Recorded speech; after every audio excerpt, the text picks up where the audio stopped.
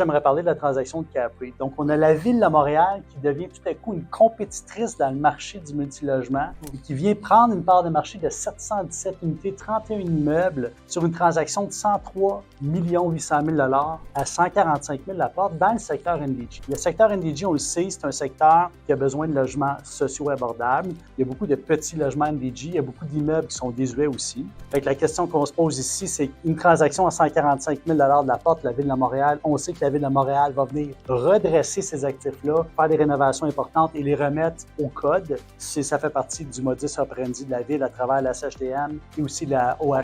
On parle vraiment je pense que c'est bien sûr le secteur Côte-des-Neiges de NDG. Oui. Puis il y a comme le quadrilatère dans le coin des rues Goyer, Barclay, tout ça entre autres. C'est vraiment un corridor où Capri a quand même fait. Je pense qu'ils avaient acquis ces immeubles-là lorsqu'ils ont fait l'acquisition du parc du groupe de famille Fournel.